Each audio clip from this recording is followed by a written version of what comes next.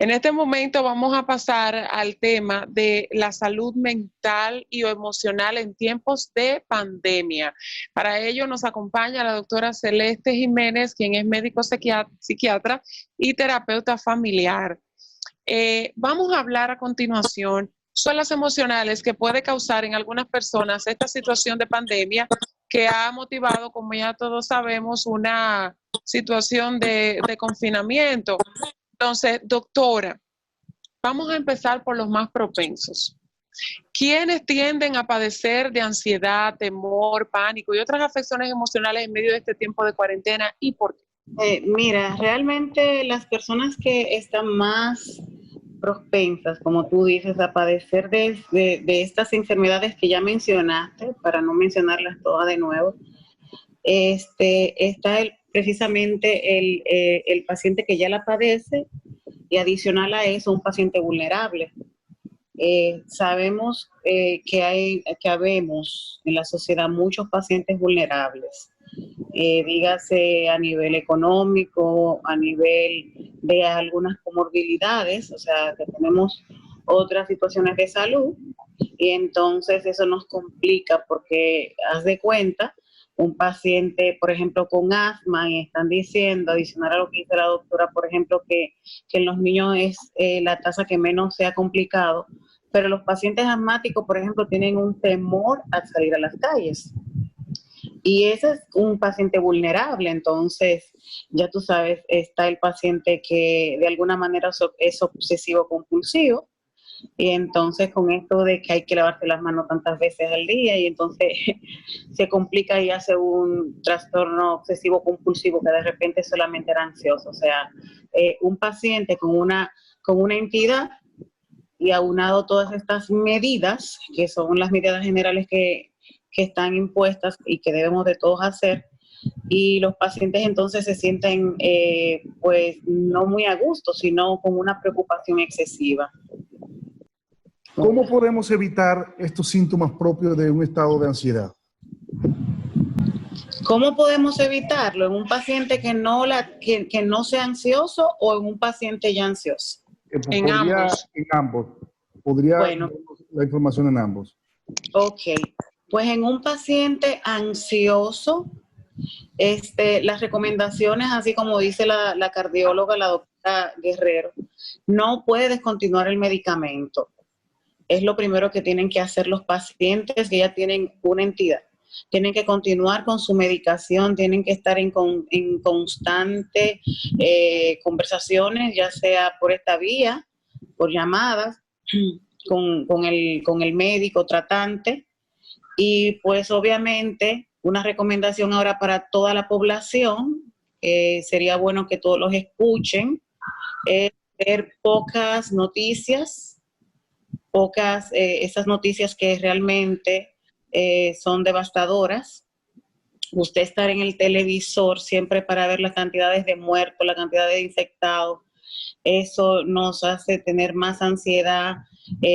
Lo económico es o sea, lo socioeconómico, lo sociocultural, todo esto hace que la población pues tenga como esa preocupación excesiva, y entonces esto nos lleva a tener ansiedad, a tener temor, y aunado a esto, entonces, tener ya sea un paciente que de repente esté positivo al COVID o esté en espera de alguna prueba, o de repente también tener una situación, una enfermedad comórbida y no poder asistir a una emergencia porque entonces se puede contaminar. Así es, definitivamente me parece muy importante su aporte en esa dirección, porque para nadie es un secreto, uno prende el televisor desde la mañana y hasta la noche, el tema es coronavirus. Doctora, ahora bien, si vamos a reducir el consumo, digamos, de la televisión, entonces, ¿con qué lo podemos sustituir? ¿Qué otras actividades en la casa podemos hacer para mantener una mente sana y cuáles no? Aparte de hacer un lado el televisor. Físicamente, a los pacientes ansiosos tenemos algunas recomendaciones, o sea, por lo regular siempre se las doy, incluso escritas en un papel para que los tengan, o sea, independientemente de que sea por el coronavirus. Pero aprovechando ya el momento, yo le tengo, siempre les digo reglas de vida, pero aprovechando ya el momento, yo le tengo, siempre les digo reglas de vida, pero es como un cambio que vamos a hacer en nuestro diario vivir, en nuestra conducta, ¿no? Entonces, las doctoras nos han mencionado que es ejercicio físico. Siempre tenemos que ejercitarnos de 30 a 1 hora por lo regular. Y diríamos, ¿no? ¿Y dónde? Porque ahora como estamos en cuarentena, yo siempre les sugiero a las personas que pueden, si viven en un apartamento y tienen un área en el condominio, pueden hacer algo de ejercicio. También están estas, en el internet, tú consigues una clasecita de zumba, algo que te pueda estar en movimiento. Importante es comer 3 comidas al día, 2 meriendas. Eso es importante dentro de las reglas que tenemos que hacer. Y como tú preguntabas, ¿cómo sustituir el televisor? Hay muchos juegos de mesa. No voy a entrar en detalles porque no es algo específico de los juegos que voy a mencionar, pero le llamamos actividades lúdicas, y tú puedes, dentro de las actividades lúdicas mismas, tú buscar lo que tú entiendas que puede ser mejor para ti y para tus hijos, porque estamos pensando que tú tienes hijos, ¿cierto? Y sí, están en la casa todos, entonces tienen que buscar algo que también a los niños les sea de agrado. Dentro también de las cosas que pueden hacer entre todos, es muy importante en estos días el tener un altar familiar. A 1 hora específica de la noche o en el día, leer la Biblia es importante. Y luego entonces de la misma Biblia, que los niños incluso sean los que inicien diciendo que entendieron. Hay muchas historias preciosas en la Biblia que pueden perfectamente leer. No hay que ser una persona, un pastor para entender la Biblia, porque el Señor nos da el entendimiento, solamente hay que leerla. También el orar es importante como familia en estos días. Hay muchas cosas que podemos hacer por el mismo WhatsApp. Por ejemplo, dentro de las cosas que podemos hacer, por ejemplo, las personas mandan, hay tantos casos al día de hoy. En vez de enviar una noticia desagradable, llamen a sus familiares, porque recuerden que también no tenemos que tener una distancia, aunque tenemos la distancia física, pero la emocional no se puede perder. Tenemos que hacer una llamada, enviar un texto. Es importante que le digamos a los seres queridos que lo queremos. Y los niños también tienen que aprender esto. Y aproveche también ahora, usted puede también hacer una rutina diferente. En la casa tenemos cosas que hacer. A los niños hay que ponerlos a arreglar el closet, a arreglar los zapatos, a organizar las medias. O sea, es buscar cosas, buscar nuevas responsabilidades. No puedo entrar en detalle porque son cosas de la casa que vamos a hacer. Pero hay muchas cosas que se pueden hacer. Los hombres pueden mojar las matas, pueden bañar al perro. Pueden fregar también. Por eso dije, no quería entrar en detalles, pero claro que sí. Y también no solamente, porque cuando yo le digo a mis pacientes, por ejemplo, vamos a leer, yo siempre aparte de un libro, o sea, que es como el libro abierto, porque la Biblia nunca se queda, entonces tenemos que discutir un versículo de la Biblia.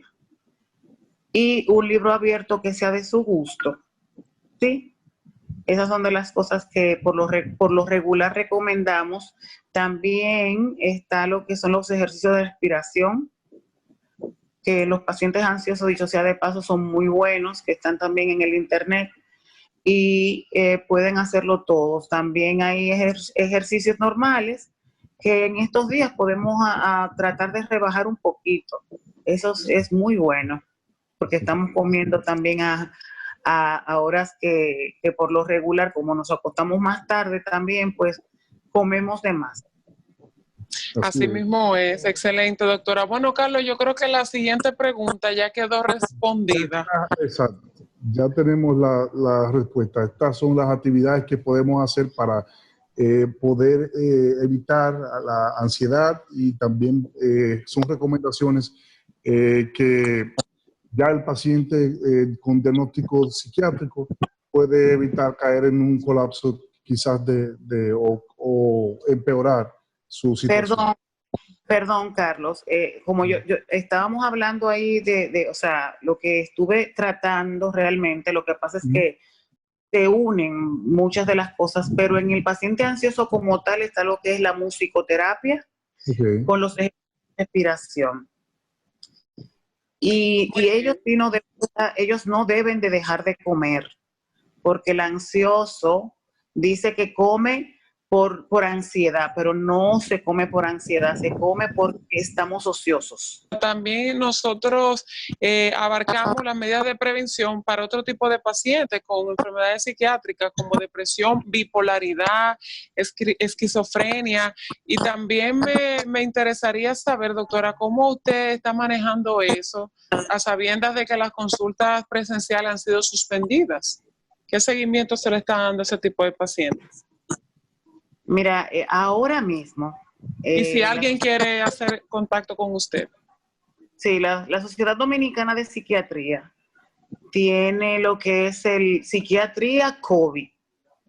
Y existen ahora mismo alrededor de 60 psiquiatras que estamos siendo contactados por esta vía para darle servicios a la comunidad, o sea, a la comunidad, o sea, a Santo Domingo y cualquier país que pues nos puedan contactar.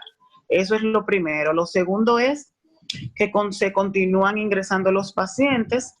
Obviamente ellos son los que no quieren llegar a los centros hospitalarios, donde tenemos unidades de intervención en crisis por lo mismo del contagio del coronavirus. Pero algo que podemos hacer, y que si dentro de las posibilidades del hospital se pueden hacer las pruebas antes del ingreso para determinar si el paciente va a la unidad de intervención en crisis porque está negativo, o va a una sala, a la sala de COVID porque está positivo. Y entonces continuamos con lo que es el seguimiento de manera que se podría decir, bueno, el paciente va a estar ingresado en el hospital, pero entonces se haría lo que es la psiquiatría de enlace, ¿no? En ese sentido. En otro sentido, pues los pacientes nos siguen contactando. Lamentablemente he tenido que hacer varios domicilios, porque no todos los pacientes pueden, o sea, la sintomatología como tal no la podemos, hay muchas que no la podemos ver aunque querramos por esta vía. Entonces hemos tenido que hacer domicilios, hemos tenido también que implementar lo que es las videoconferencias, las videollamadas, y están los hospitales para darles las atenciones por emergencia. Y ahora mismo son pocos los hospitales que están ingresando. Muy bien. Los medicamentos no se deben de dejar, o sea, los pacientes igual deben de seguir con el uso de sus medicamentos. Es importante que el paciente, si siente que tiene alguna sintomatología, contacte a su especialista para que no se deje descompensar.